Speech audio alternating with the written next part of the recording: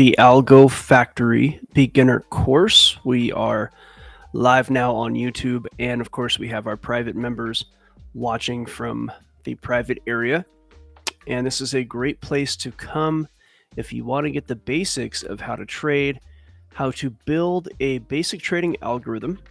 We do this for free. We do it at 8:30 a.m. EST every weekday, and we do it for about 30 minutes. And we usually are kind of answering questions that are coming from our private group, although we do open that up to people who are out there in YouTube land watching live who ask questions over there as well. So feel free to ask them. Just know that our private members do get priority with the question asking. So let me go ahead and spread the link. And we will get started here.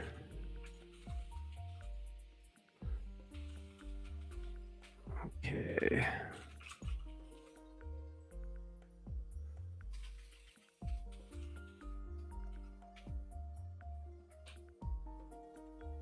Okay, here we go.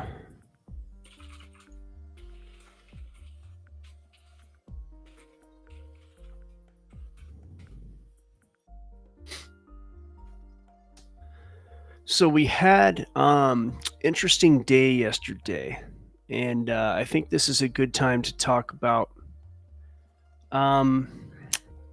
news and to talk about how news is kind of used, how people who trade the news, the benefits, the the not so benefits, if you will. Hello VM out there in YouTube land, good to see you. We'll go ahead and do a couple of shout outs before we get too far started. Let's see here. Who do we have? Well, VM, good to see you in here. Shout out. So Algo Factory there's a website, www.algofactory.tech. So I'll go ahead and put that link in here. Yes. And if you're on YouTube, that's going to be over on the main page there, along with our social media links. So please come check us out. Go to Twitter. We've got a TikTok. We throw some quick clips up there. Where we do have a free channel on Telegram. So that does exist. You're welcome to come on there and talk to us as well. And what we do is we help people, like I said earlier, we help them build trading algorithms. An algorithm does not have to be some fancy, like this program that's written by a guy with like really big glasses and he's got a supercomputer that fills a room and they're running the world. And no, an algorithm is actually simply it's a formula where conditions A, B, and C line up and you take action D and you follow these same rules every time. So that's all that is. And I always like to say, go to the grocery store or, driving somewhere. That's technically an algorithm. Okay. So, tying your shoes is an algorithm. You put this lace over that lace and then you tie this and that. And it's just, it's really simple. And a lot of people who trade, any successful trader, I'd guarantee you, is using some kind of algorithm, whether they know it or not, right? They're going to have some kind of process by which they trade. They wait for these conditions to line up, and then they enter a trade. Whether or not they always follow the same algorithm or how tightly they follow it and how well it's written, quote unquote written, that's going to determine the success of their trading. So don't be scared when you see algorithm. Pretty much anybody can do it. And I have been working with traders, teaching them how to trade since 2018, on and off. So, I definitely understand how to teach that. And like I said, the website is over right on YouTube. Go check it out. So we don't really have any questions as of yet. So like I said earlier, I wanted to go today and talk about news, talk about how traders will often use news and they think they're going to use it to their advantage and then they get ripped off, or perhaps how, and this is all, of course, allegedly, but how the we'll call them the institutional traders, or you could call it them, quote unquote them, or whatever your word is for the big money, the quote unquote people who control things, how they use the news to their advantage, and how I kind of avoid trading the news until the news event itself has played out. Okay, and we're going to relate that to Bitcoin. There's some pretty big news yesterday with Bitcoin. I'm going to go ahead and just pull up the chart. Let me see here. I'm going to share my screen. And we're looking at Bitcoin now. So the SEC came out yesterday, and they went ahead and they're suing major exchanges. They're suing Coinbase. They're suing Binance. They're saying that they are offering securities, and they did not license themselves properly in the United States to do so. And there's a lot to be said for that. I don't want to get too far into whether or not that's appropriate, or there's a lot of arguments as to whether or not, these things are even defined as securities. Has there been a Howey test? Have they actually defined these things as securities? A lot of people are thinking that perhaps there is a clampdown going on. Some people think they want to push Bitcoin, down so they could get it cheap. Other people think that the Fed now CBDC is coming out in July, and so they want to, start the narrative and the control grid and all that. So whatever, that's fine. I'm here to trade. So, but the way this happened was on the charts. That is, the news event happened right about here. Oh, you know what? I need to zoom the chart in. Let's do that. Make it easier to see. Okay. So right where that arrow is, in fact, I'll use our fancy arrow. Where is that thing? So the news event happened like right there. Now, I've been telling my private group that I think Bitcoin is going to make its way down for quite some time. As a matter of fact, if we zoom out, let me look right about here on a higher time frame. So now each one of these bars on this screen, each one of these candlesticks, that's 3 days worth of price action. So we're going back to like April, March, and right about, let's see, yeah, early May. I did say that based on what's called the head and shoulders pattern, price is probably going to start to fall for Bitcoin.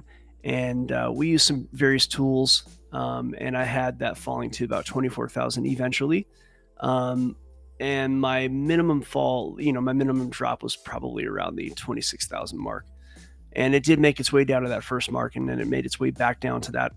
And there seems to be some more room to fall. But metrically, I actually told one of my private group of friends that I expected Bitcoin to fall, and it was about an hour before that news hit. So it was just, it wasn't, I didn't know the news was coming. I didn't know that the SEC would announce a lawsuit to Binance or anything else, but it was that same day that this big hard fall happened, right? I was like, yeah, Bitcoin does look like it's going to fall. So the technicals, right? All the algorithm that I have, that I use, that all lined up for a move down on Bitcoin. And actually, the clue came right here, where this first arrow is. And that looks to me like a stop run. You could go old school on this and say, oh yeah, well, like there's a bear flag, and sure, there was a bear flag, but I wasn't exactly looking at that. But I did see this stop run where this one price was kind of getting real weak, and the volatility was going low throughout this whole area as price was progressing for the first part of June. And then price kind of jumped up, and I'm going to zoom in on this. Price kind of jumped up right here, this one needle, and then got slammed down. And I was like, you know what? That's coming to the bottom. of the range, and it just looks like price is not going to bounce back up. So I told everybody like yesterday morning at whatever time it was, hey, I think price might make its way down. And then sure enough, the news hit like an hour later and it really pushed the price down. Okay. So what does that mean? Well, what will happen with news quite often is, is this a coincidence? Is it not? I don't know. I don't, I don't talk to the controllers of the world. Is this a conspiracy theory? Well, it is a conspiracy theory, but I mean, there are conspiracies all of the time, and I merely have a theory about one, which is, I guess that makes me a conspiracy theorist. I don't know, but it just seems rather convenient that as price was getting really kind of weak, and now we're in a new quarter, now we're in June, all of a sudden this big news hits, and the market overreacted. This big candle down was an overreaction. I actually was gotten a short partway through this candle, and I made a little tiny bit of money, but my private group will vouch for me. Anybody who's in the YouTube chat right now, I think Valgrills is in there, and I think I was doing my show live. I was doing my our private group, which that starts at 9 a.m. EST, and I was like, yeah, I'm gonna get out of this short, and then I'm gonna go long. And I actually went long, and right as I was going long, the price like really went up really quick. So I didn't get as good of an entry as I could have. But when this did dump, I drew what I thought was going to happen, and I saved those drawings. And this, I knew. Let me see. Let me expand this. Let's see if I can zoom this in. Okay. To go like this. See, I drew this and I sent it to one of my groups, and I'm like, maybe something like this. And I drew that, right? And let's see if I can bring up for comparison what actually happened and the trade that I took. Make that at the same zoom level. So this is what I drew, and that's what happened. It's pretty darn close. You can see how price came down. This is the trade I took, although I got out of this trade before that take profit.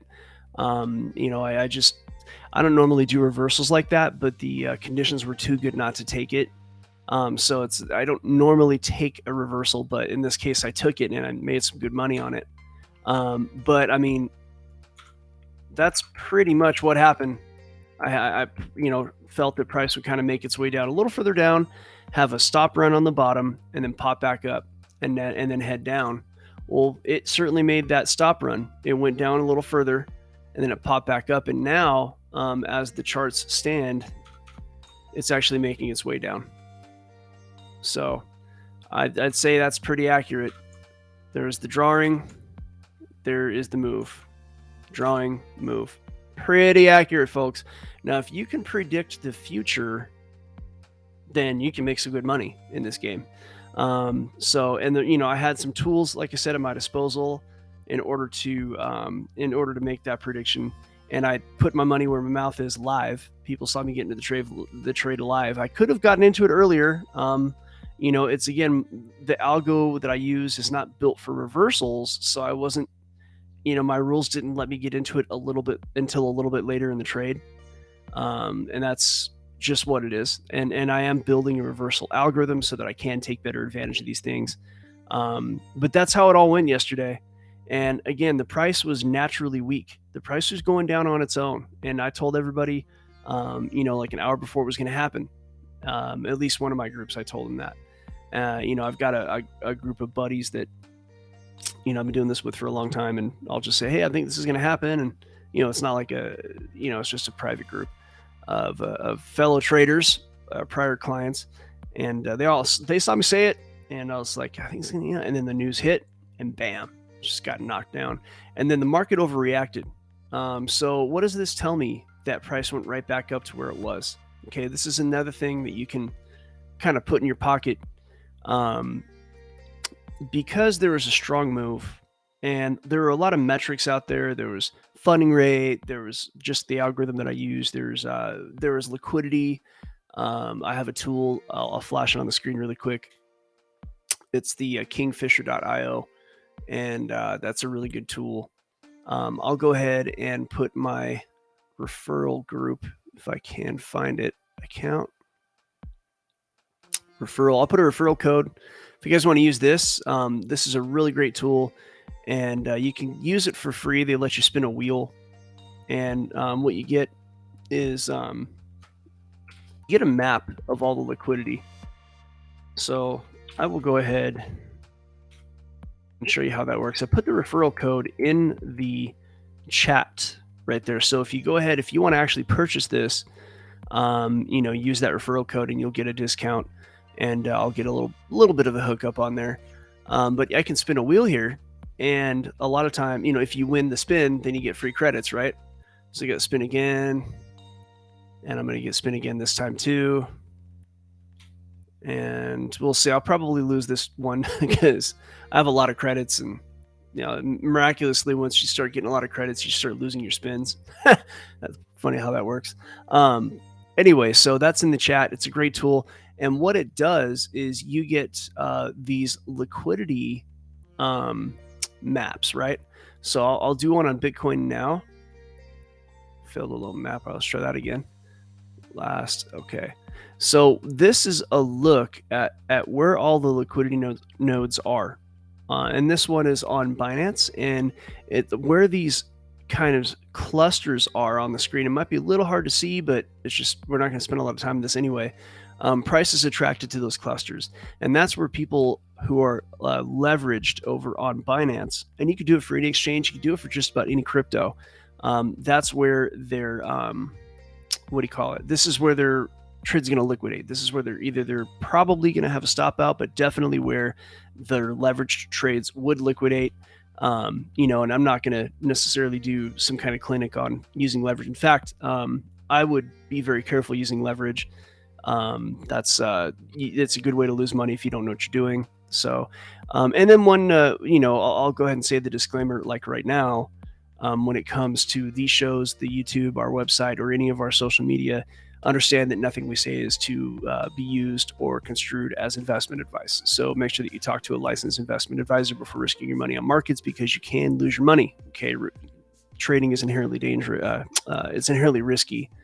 So and anything that we say is our opinion and nobody else's opinion, not any other company or anything else. Okay, so disclaimer out of the way. That's Kingfisher. It's a cool tool, and like I said, the link is in the chat. Let's go ahead and use that link if you sign up. But all the tools I had showed me that basically this was where the move was going to go. Sure, that looked like some really bad news. Oh yeah, well, they're going to sue Binance and Coinbase. And look, I've been through 2 crypto crashes. I got into this game in 2017. I've seen the FUD. I've seen all the FUD out there. I've been through how many rounds of Tether FUD, and Tether does the same thing it's always done, and it's just continue to move forward. I mean, maybe one day they'll take it down. I don't know. But the point here is that I've seen a lot of news here, and this news was like, okay, yeah, sure. I think people understand that Bitcoin is separate from the exchanges. When Mt. Gox, when MT Gox first took its hit, that crushed the price of Bitcoin. I think Bitcoin went to $90 when that happened, and that was the first exchange where Bitcoin could be bought online, at least the first very large exchange. And long story short, they kind of took the money and run. The people running the exchanges left with the crypto, and I think they got caught pretty quickly. I think it was over in Japan, and people didn't understand the difference between the blockchain and Bitcoin itself and the exchange that it was traded on. So it went from, I don't know what the price was, something pretty high, all the way down to like $90. And then I had a buddy come in and swoop up 10 grand worth at $90, and now he's sitting on millions of dollars of Bitcoin, and he did not tell me back in those days, and I still want to smack him for it. However, that's fine. So he told me in 2017, and that works. But people now are so used to the FUD And I think that they understand the difference between Bitcoin and a couple of exchanges. Like they know the blockchain network is separate from the exchanges. And so this move down was an overreaction. And all the metrics and the algos also kind of prove that, and the logic behind what I just said was already there. And so knowing that is how I knew the price probably would just pop right back up. And I drew that chart pretty much immediately. You saw the drawing, extremely accurate, scary accurate. I'm actually kind of amazed at myself for that. Sometimes you hit it on the head. So, I don't mean to pat myself on the back, but I'm patting myself on the back. So, now price coming back to right where it was, that tells me that the news didn't mean that much. The market had an overreaction, and then the value of Bitcoin was unchanged from the news until the reaction was finished. And now it's back to where it was. And the quick 1 day move down and up tells me that the market knows that. It tells me that the market knows that like Bitcoin is, probably here to stay, and that news is just an overreaction. So, when you are trading and you know these things and you have these tools, you can actually use them to your advantage, and you can take a trade like I took and make some good money. And I did it right in front of everybody, and it was really fun. So, the news itself, for like Forex and stuff like that, whenever there's Forex news or any kind of financial news, I tend to stay away from the markets until at least 15 minutes after the news. You can get on there and, you can gamble. And look, there's one dude I talked to online that actually, of course, he's trading millions of dollars. And, he had software lined up and he's professional. And he was able to make good money on the news. However, that's rare. That's very rare.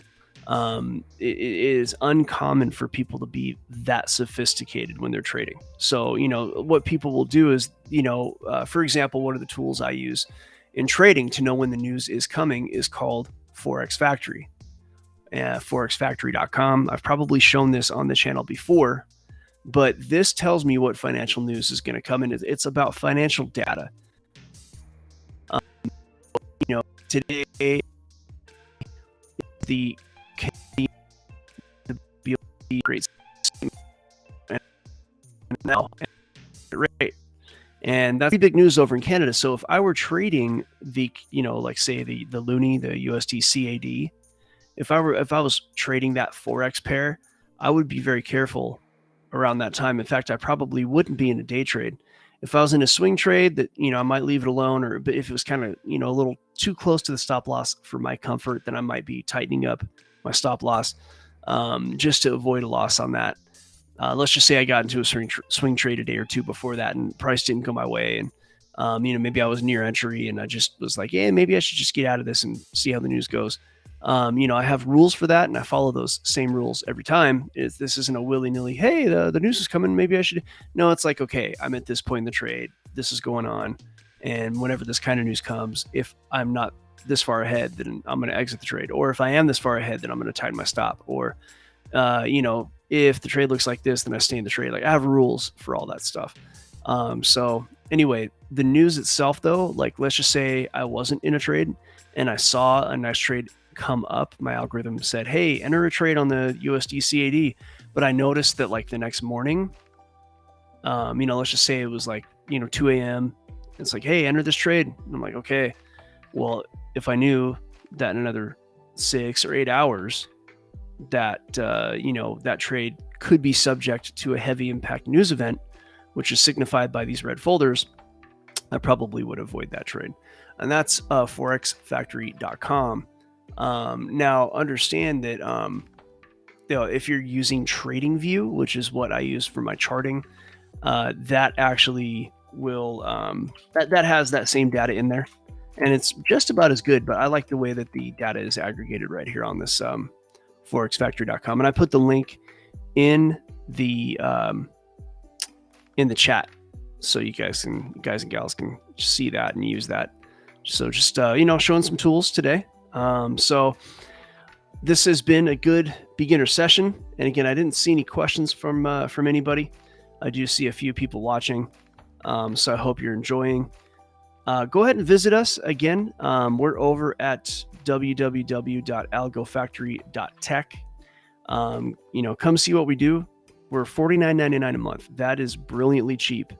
I mean, that's like shoestring budget cheap.